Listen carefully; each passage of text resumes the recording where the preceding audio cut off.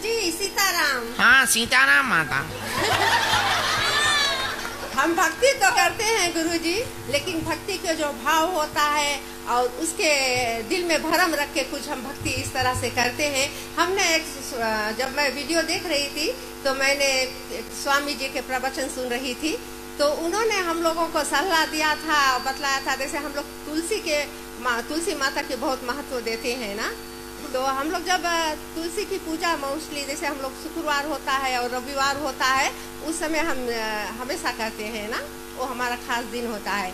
लेकिन हमने सुना प्रवचन में कि स्वामी जी कह रहे थे कि तुलसी के पूजन हम कर सकते हैं, लेकिन तुलसी पर रविवार को जल नहीं चढ़ाया जाता है ना, तो इस पर भी आप कुछ कहा दे जिससे कि हमारे दिल के संशय मिट जाए। और दूसरा प्रश्न मेरी यह है कि हम लोग जैसे पति जी तो हमेशा काम पर नौकरी पर हमेशा जाते हैं, और जैसे हम महिलाएं हैं तो हम लोग ज्यादा से ज्यादा अपने मंदिर में सफाई साफ सुथरा करती हैं, मूर्ति धुलाती हैं और पूजा हर एक मूर्ति जो जिसका हम पूजन करते हैं ना। लेकिन खास है जो हमारे बालाजी हैं हनुमान स्वामी बाबा जी के मूर्ति, क्या हम महिलाएं हैं हम सफाई करते हैं, उनकी सेवा करते हैं और हम उनकी पूजते हैं ना, तो हम सिंदूर भी डाल देते हैं, उनके टीका लगाते हैं, वही तो हमारी भक्ति है गुरुजी ना। तो क्या हम अपने बालाजी को स्नान महिलाएं बालाजी के स्नान कर सकते हैं या नहीं, या मेरा दूसरा प्रश्न। बहुत सुंदर प्रश्न है, ताली बजाकर धन्यवाद दो। कहाँ से आई माता? और या तीसरा मेरा मैं सुबह नकाशी से आई हूँ गुरुजी, बहुत दूर से। हमसे ज्यादा दूर से आई, नकाशी नानमाल से। और एक मेरा पर्सनल प्रश्न नहीं है, कुछ रिक्वेस्ट है आपसे कि आप बहुत प्यारे हैं गुरुजी, हमारे फिजी के वासियों के दिल में आप बहुत बस गए हैं, बहुत दुलारे हैं गुरुजी। मैं आपसे रिक्वेस्ट करती हूँ और या निवेदन करती हूँ गुरुजी कि आप जल्द से जल्द हमारे फिजी देश पे हमारे जो पागलों के ठठरी निकालने कब आओगे? धन्यवाद सभी को।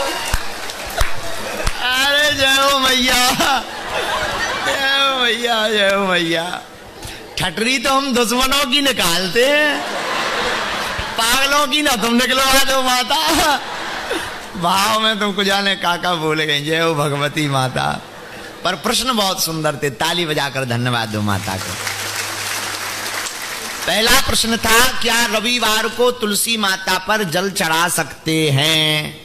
जी हाँ, रविवार को जल चढ़ा सकते हैं। कर्म कांड पद्धति के अनुसार रविवार को तुलसा नहीं तोड़ना चाहिए, उसको एक दिन पूर्व में ही तोड़ करके तुलसी दल उतार रख लेना चाहिए। पर जल तो चढ़ा सकते हैं, प्राकृतिक स्थिति के कारण भी, भौगोलिक स्थिति के कारण भी, और जल चढ़ाने से कोई पाप नहीं लगता है।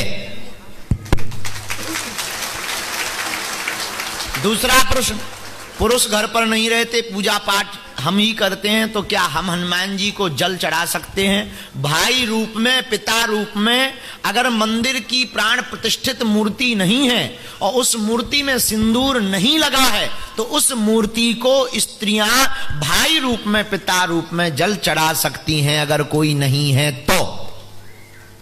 लेकिन सिंदूर लगी हुई मूर्ति को केवल पुरुष, जो पुरुष हैं, जिनकी जो वैदिक पद्धति के लिए हमारे आचार्यों ने परंपरा बताई है, वही लोग सेवा कर सकते हैं। सिंदूर लगी हुई मूर्ति में कृपा करके स्त्रियों को बचना चाहिए।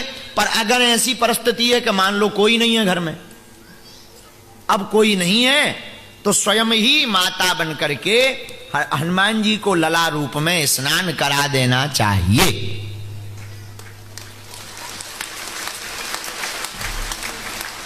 भ्राता रूप में और लला रूप में हनुमान जी की सेवा की जा सकती है, इसमें कोई पाप नहीं।